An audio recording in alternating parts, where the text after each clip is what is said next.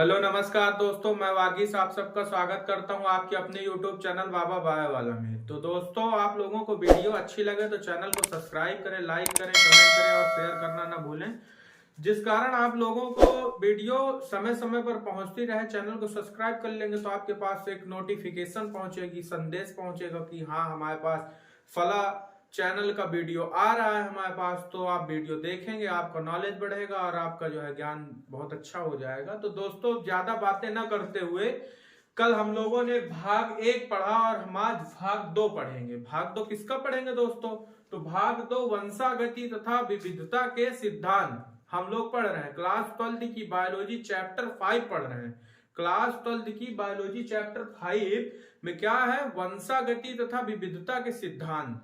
तो दोस्तों, हम लोगों ने विविधता जाना, वंशागति जाना और आनुवंशिकी जाना, और पहले पार्ट में यहां तक पढ़े थे। दूसरे पार्ट में जानते हैं आनुवंशिकी को और कौन से शब्द से जानते हैं? तो आनुवंशिकी को जीन से जानते हैं। जीन या आनुवंशिकी एक ही है। तो दोस्तों, अब जानते हैं जीन क्या होती है। जीन क्या होती है? तो अब आप लोग चैनल को सब्सक्राइब करें, अपने दोस्तों के पास शेयर कर दें, वो लोग भी देखें।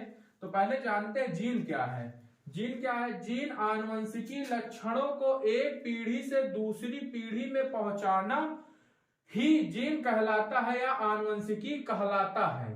तो दोस्तों, आप लोगों को समझ में आ गया होगा कि क्या है जीन। क्या है जीन? आनुवंशिकी लक्षण, यानी एक पीढ़ी से दूसरी पीढ़ी, या एक पीढ़ी है, ये पहली पीढ़ी है और ये दूसरी पीढ़ी है। तो एक पीढ़ी से दूसरी पीढ़ी में लक्षणों को पहुंचाना, यानी सुबह उठना जैसा, ये एक लक्षण नहीं। जैसे कोई शरीर में दाग धब्बे पड़ जाना, वह लक्षण है, तो उसके तरह ही कार्य करने की शैली को हम क्या बोलते हैं? लक्षण बोलते हैं। तो जीन आनुवंशिकी लक्षण को एक पीढ़ी से दूसरी पीढ़ी में पहुंचाना ही जीन या आनुवंशिकी कहलाता है। तो दोस्तों, मेंडल ने इसको कारक कहा था। जीन को मेंडल ने कारक कहा था। और जीन शब्द का सर्वप्रथम प्रयोग कौन किया था? जॉनसन ने किया था।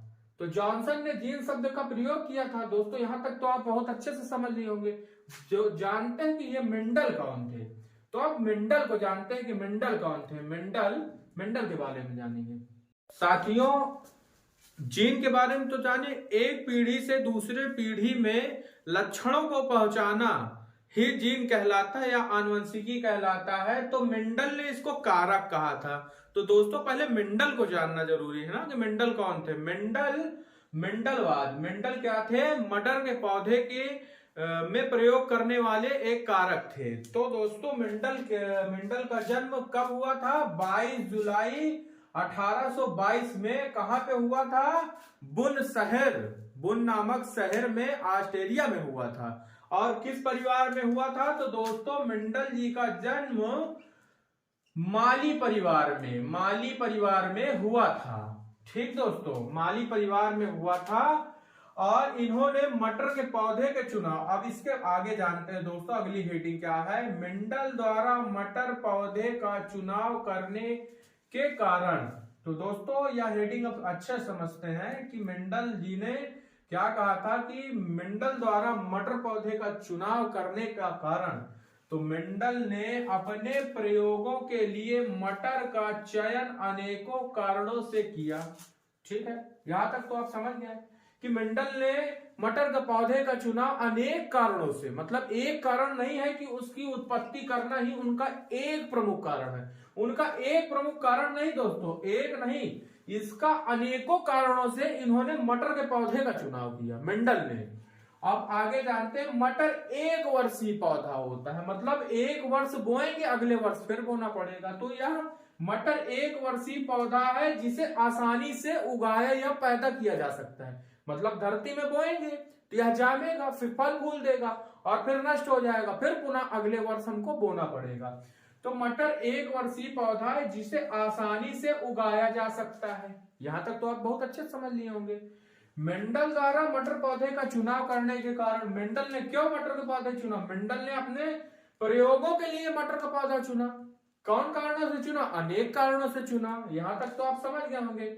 तो पौधे में ज्यादा फूल फल लगना, इसीलिए मटर के पौधे का चुनाव किया। मटर के पौधे का चुनाव, पौधे में ज्यादा फल और फूल लगने के कारण इन्होंने मटर के पौधे का चुनाव किया, मेंडल जी ने। अब आगे जानते हैं, मटर के फूल द्विलिंगी होते हैं। मटर के फूल द्विलिंगी होते हैं जो स्वपरागणी होते हैं। तो दोस्तों यहां तक तो आपको समझ में आ गया होगा। अब आगे हम जानेंगे मेंडल जी द्वारा मटर के 7 जोड़ी लक्षणों के बारे में। 7 जोड़ी लक्षणों के बारे में अब हम जानेंगे। तो दोस्तों यहां तक तो आप समझ गए कि मेंडलवाद क्या है। मेंडल जी का जन्म 22 जुलाई 1822 में हुआ। कहां पे हुआ? ऑस्ट्रेलिया के बुन नामक शहर में हुआ और माली परिवार में इनका जन्म हुआ। इन्होंने मटर के पौधे में प्रयोग किया, अनेकों प्रयोग किया।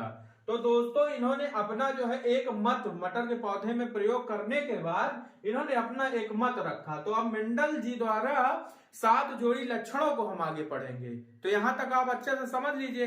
अब आगे हम समझते हैं कि मेंडल जी 7 जोड़ी लक्षण मटर के क्या क्या रखे, उसको भी विस्तृत रूप में जानते हैं। तो साथियों हम अभी जाने थे कि मेंडल जी क्या थे। मेंडल जी का जन्म ऑस्ट्रेलिया के बुन नामक शहर में हुआ था। तो मेंडल जी ने मटर के पौधे के 7 जोड़ी विपरीत लक्षणों की बात की है। विपरीत मतलब यह एक दिशा है, या इधर आ रहे हैं और यह इधर से इधर आ रहे हैं। तो मतलब यह इधर जा रहे हैं और ये उधर वापस आ रहे हैं। तो विपरीत यह हुआ, मतलब एक दिशा में न जाना।